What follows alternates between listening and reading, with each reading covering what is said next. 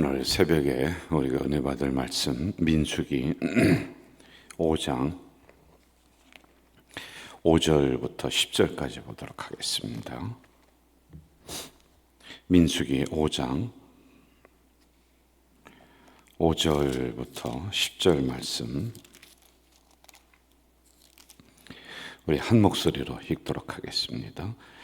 여호와께서 모세에게 말씀하여 이르시되 이스라엘 자손에게 이르라 남자나 여자나 사람들이 범하는 죄를 범하여 여호와께 거역함으로 죄를 지으면 그 지은 죄를 자복하고 그 죄값을 온전히 갚되 5분의 1을 더하여 그가 죄를 지었던 그 사람에게 돌려줄 것이요 만일 죄값을 받을 만한 친척이 없으면 그 죄값을 여호와께 드려 제사장에게로 돌릴 것이니 이는 그를 위하여 속죄할 속죄의 수단과 함께 돌릴 것이니라. 이스라엘 자손이 거제로 제사장에 가져오는 모든 성물은 그의 것이 될 것이라. 각 사람이 구별한 물건은 그의 것이 되나니 누구든지 제사장에게 주는 것은 그의 것이 되느니라. 아멘. 어제 보았던 말씀을 가지고 오늘 한 번 더 묵상을 하도록 이렇게 하겠습니다. 저는 30이 넘어서 결혼을 하게 되었습니다. 결혼을 하기 전에는 제가 혼자 자취를 하면서 교회를 섬기고 그리고 학교를 다니고 이렇게 했었어요. 그런데 결혼하기 전에 저희 생활을 이렇게 돌아보면은 좀 게을렀던 것 같고 내가 내 마음대로 때도 정해서 내가 밥을 배고프면 먹고 또 그렇지 않으면 안 먹고 그 생활이 좀 무질서했었던 그런 것 같아요. 그리고 교회라고 하는 그 현장에 있으니까 교회 섬기는 거 그거 하나는 또 열심히 하는데 그 외의 생활은 굉장히 형편없었던 그런 기억이 이렇게 납니다. 규모가 없었죠. 질서가 없었고. 그런데 결혼을 하게 됐습니다. 결혼하니까 한동안은 굉장히 불편하더라고요. 왜냐하면 같이 살아가야 되니까 그 문화가 또 새롭게 형성이 되는 거 아니겠어요?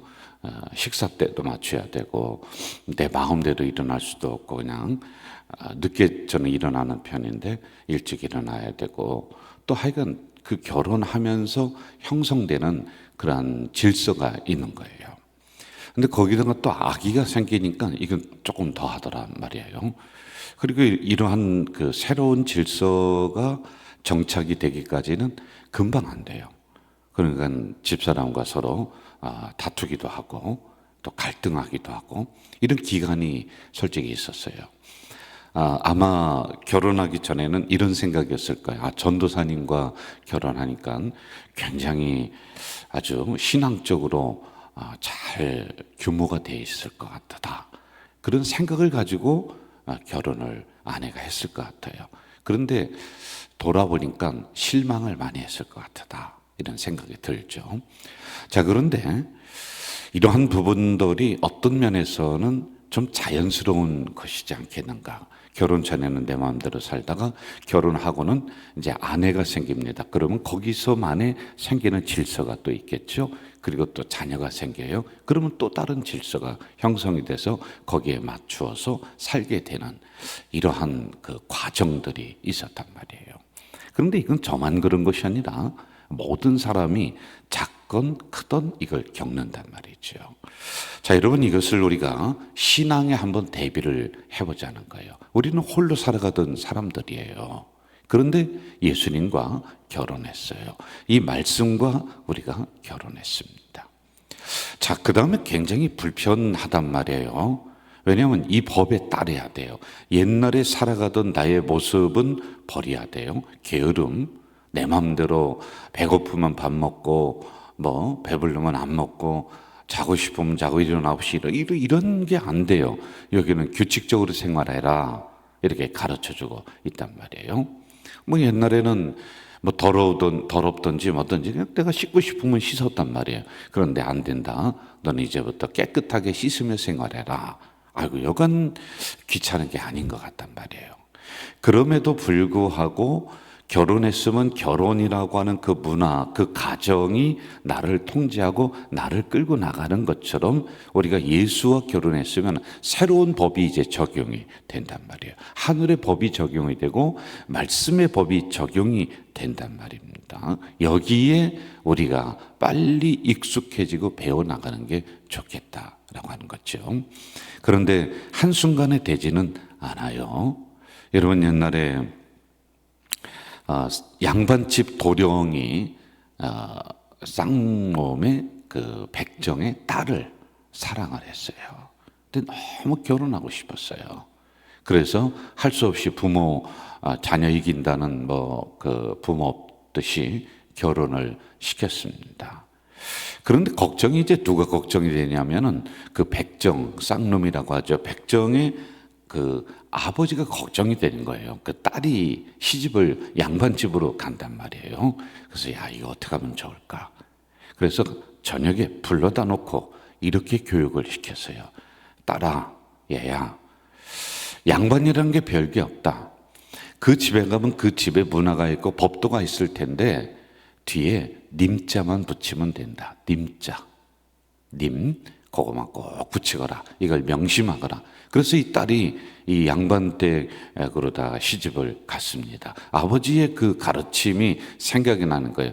가는 날 첫날 님자를 붙이라고 그랬지. 그래서 밥을 해들고요, 밥상을 들고 아버님에게 갖다 드리려고 합니다. 가서 문을 뚝뚝 두드립니다. 아버님, 님자만 붙이면 되잖아요. 아버님, 대갈림 좀 치워주세요. 밥상님 들어갑니다. 이렇게 하는 거예요.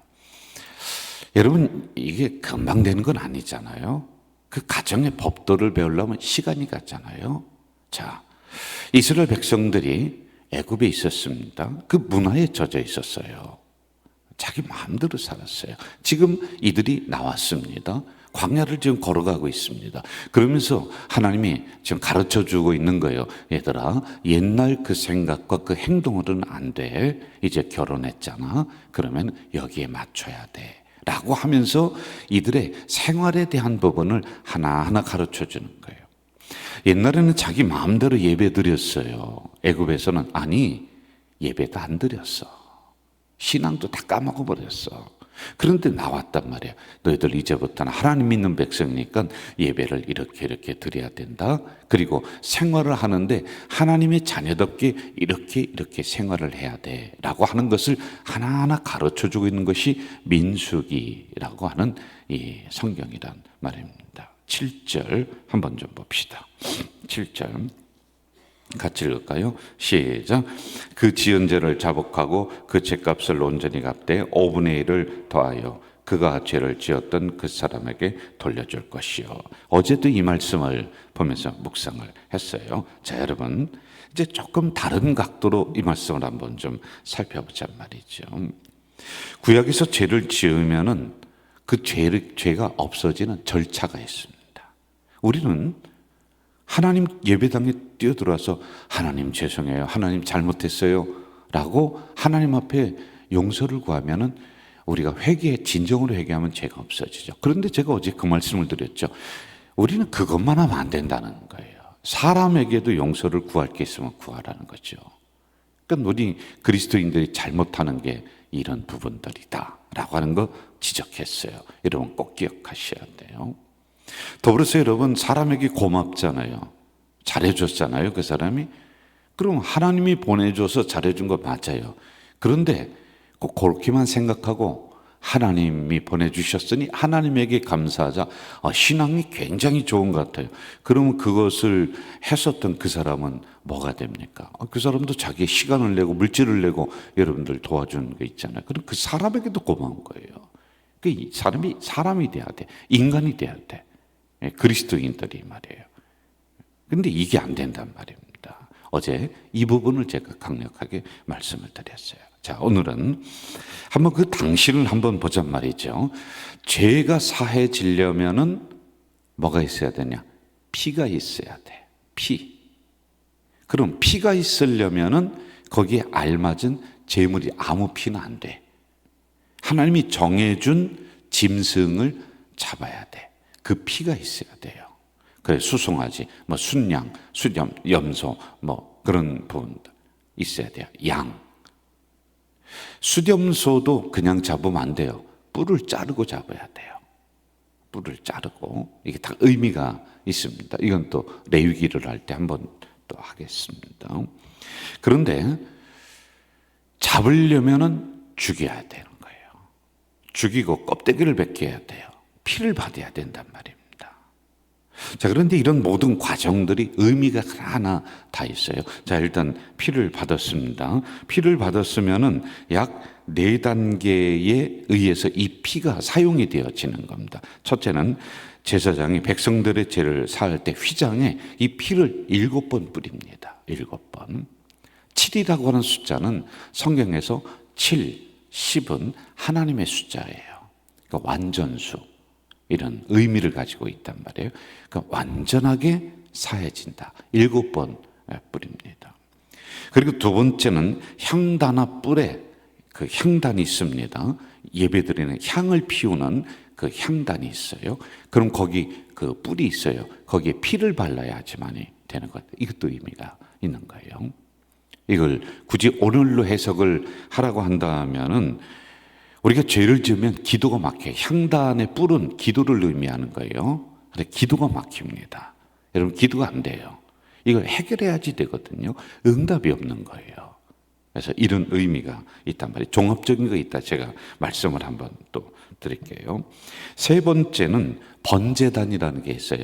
하나님의 성전에 구약이 들어오면은 밖에서부터 이런 여러 가지 기물들이 순서 있게 탁탁탁 이렇게 돼 있는 겁니다. 아무 데나 놓고 싶은 게 놓는 게 아니에요.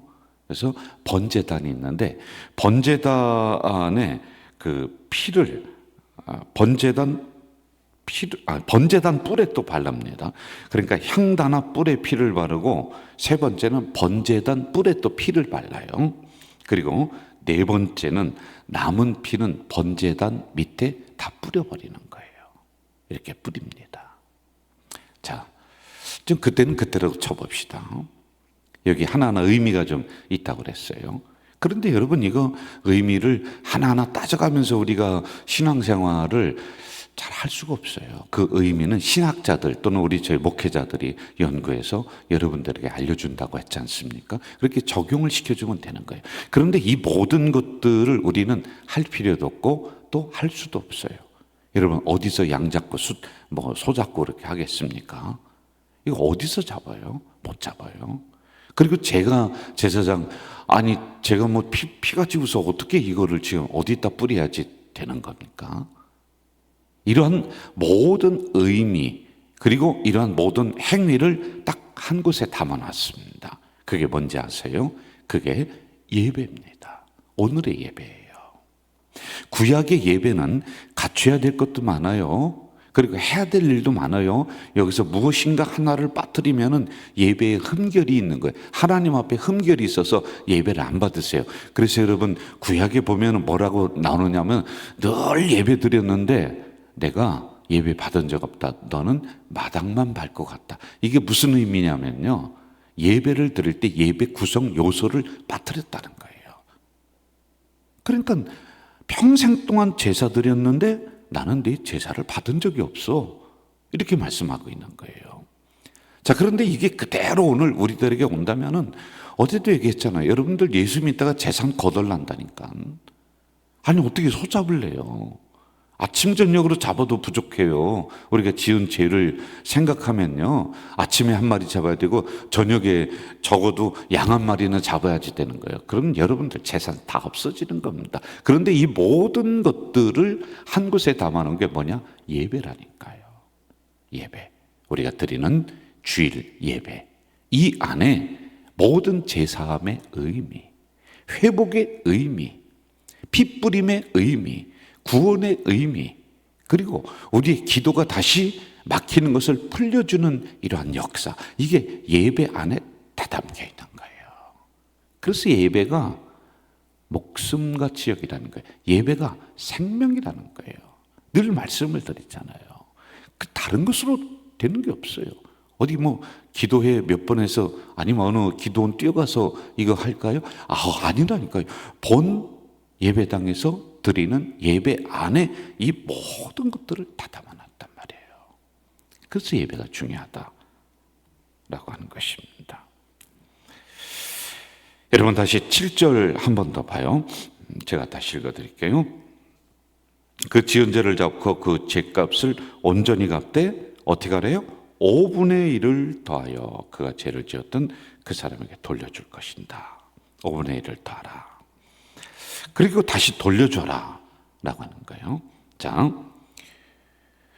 하나님에게 죄를 지었고 성물을 함부로 만졌고 성전을 함부로 드나들었습니다. 구약에. 그러면 하나님에게 죄를 지은 거예요. 이게 하나님에게 죄를 지었습니다. 그럴 때는 어떻게 하느냐 하면 제사를 먼저 드렸어요. 그래서 그 죄를 없앱니다. 제사는 번제, 화제, 속죄, 속건제 이런 제사를 먼저 드립니다.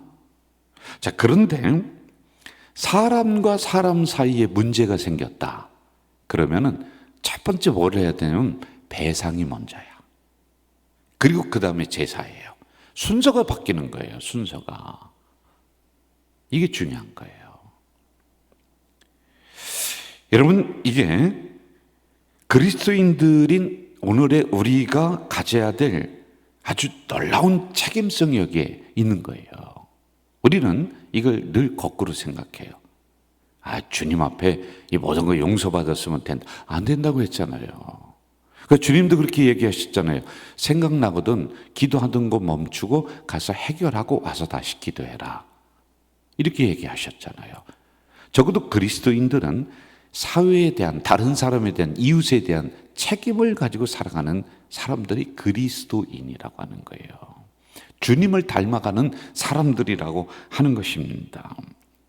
그래서 사람과의 문제가 있다. 그러면은 배상이 먼저다, 해결함이 먼저다, 서로 화해함이 먼저다, 서로 소통함이 먼저다, 서로 가서 이야기해야 돼. 마음을 터놓는 거예요. 나는 하나님이 용서해 줬으니까 끝이야. 나는 뭐 저 사람이 어떻든 말든 나는 끝이야. 그러니까 다 막히죠. 다 막히는 거예요. 하나님과의 관계만 강조하지 말고 사람과의 관계, 이웃과의 관계를 무시하지 마라 라고 하는 거예요. 자, 여기서 조금 더 나가 봅시다. 5분의 1을 더해서 갚도록 명시를 하고 있습니다. 그러면은 이게 심하게 나가면 뭐냐면은 하나님과의 관계는 잘 소통이 됐습니다. 그런데 사람과의 관계가 소통이 안 되고 다 막혀 있습니다. 그러면 여전히 손해나는 인생을 살 것이라는 거예요. 여전히 5분의 1을 더해서 안 갚았어. 갚지를 않았어. 그럼 그 책임을 여러분들에게, 여러분 자녀에게 여전히 하나님은 물으실 것이다. 여전히 우리는 어디 한 곳이 뽕 하고 뚫렸어. 그러니 다 새나가는 인생이 돼버리는 겁니다. 이렇게 말하는 분들도 간혹가 돼 있어요. 목사님, 그 어느 집사님, 어느 권사님, 어느 장로님, 어느 목사님, 뭐 도둑질하고도 잘 살아요. 그렇게 사람 악하게 하고도 말이에요. 얼마나 사람들과 관계 꼬였습니까? 그런데도 잘 살던데요. 꼭 뭐 그렇게 사람과의 관계에 있어서 그런 걸 해야 됩니까? 라고 이야기하는 분들도 있어요. 실제적으로 우리 주변에 보면요. 저게 그리스도인인가? 창피할 때가 있어요. 뭐 이쪽 저쪽 가서 그냥 뭐 돈 꾸고 다니는 거는 뭐 보통이고, 꿀 수도 있죠. 그럼 그 다음에 갚아야죠. 근데 이런 사람들이 많아요. 그래도 잘 삽니다. 뭐 양심의 가책도 안 느끼고 잘 삽니다. 또 사람들과 세상 사람이나 또는 그리스도인들이나 보면 그 사람과 가면 부닥쳐 버리는 거예요. 참 이런 분들이 있습니다. 그래도 잘 사는 사람들이 있어요. 먹고 사는데 불편함이 없는 사람들이 있어요. 그러니까 목사님 그런 사람은 어떻게 된 겁니까? 라고 우리가 좀 궁금함을 가질 수 있어요. 여러분 잘 들어보세요. 그렇게 하고도 잘 사는 문제는 내가 관여하거나 처단하거나 해결하거나 해석할 문제는 아니야. 그냥 두세요. 그는 그 사람과 하나님과의 문제예요. 저는 이렇게는 얘기할 수 있습니다. 꽃이, 풀이 땅에 있을 때와 베어냈을 때의 차이점, 금방 보면요 다 싱싱해요. 이 풀 베잖아요. 갖다 놔보세요. 다 싱싱해요. 그런데 2, 3일 지나면은요 시들어 버려요. 꺾은 풀, 그리고 베인 풀은 며칠 지나면 다 시들어 버리는 거예요. 그들의 잘 살고 형통함은 진정한 형통함이 아니고 진정한 잘 사는 게 아니에요. 우리는 뿌리가 땅에 있잖아요. 그리스도에 있잖아요. 그러면 시들시들해진다 할지라도 이 뿌리가 땅 냄새 맡고 다시 영양분을 흡수하면 우리는 다시 살아나는 거예요. 그 사람들의 형통함, 잘 사는 거 결코 부러워하지 마세요. 며칠 못 가는 겁니다. 정리할게요. 출애굽기 22장 1절에 보니 사람이 소나 양을 도둑질하여 작별한 팔면 그는 소 한 마리에 소 5마리로 갚아라. 아주 딱 명시를 해놨습니다. 자기 때는 잘 먹고 잘 살 수가 있어요. 사기치고 도둑질하고 거짓말하고 그리스도인들 그렇게 살아가는 사람이 있어요. 그러면 자기 때는 그럴 수 있습니다. 그러나 여러분 5마리로 갚아라, 5분의 1로 갚아라라고 하는 이 의미를 일부러 확대 해석해 본다면 그 자녀 5대를 걸쳐서 하나님이 그냥 두지 않는다. 그럼 여러분 거꾸로 우리가 선한 일을 했어요. 1000대, 10,000대를 하나님이 형통하게 만들어 주신다 라고 하는 거예요. 오늘도 우리는 그리스도인답게 살아가려고 노력할 겁니다. 우리 힘으로는 어려울 수도 있습니다. 그러나 결혼했으니 우리 주님이 도와주지 않겠습니까? 말씀이 우리를 또 도와주지 않겠어요? 이렇게 주님과 동행하면서 오늘도 빛과 소금으로 살아가는 우리 성도들 되시기를 주의 이름으로 축원합니다. 전능하신 아버지 하나님 감사합니다. 오늘도 주신 말씀 너무 감사합니다. 너무 감사합니다. 이 말씀 가지고 이 하루를 승리하며 살아가는 우리 성도들 될 수 있도록 인도해 주시옵소서. 예수님의 이름으로 기도하옵나이다. 아멘. 하늘에 계신 우리 아버지, 아버지의 이름을 거룩하게 하시며 아버지의 나라가 오게 하시며 아버지의 뜻이 하늘에서와 같이 땅에서도 이루어지게 하소서. 오늘 우리에게 일용할 양식을 주시고 우리가 우리에게 잘못한 사람을 용서하여 준 것 같이 우리 죄를 용서하여 주시고 우리를 시험에 빠지지 않게 하시고 악에서 구하소서.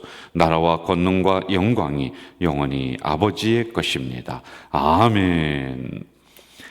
여러분 이 시간에는 가지고 나온 기도 제목 있을 거예요. 우리 침묵으로 조용히 기도하는 시간 갖겠습니다. 그리고 오늘 주신 말씀 한 말씀이라도 가슴에 간직하면서 여러분 조용하게 기도해 주시기를 바랍니다. 저도 오늘 주신 이 귀한 헌금 드린 헌금과 또 우리 성도님들을 위해서 조용하게 기도하겠습니다.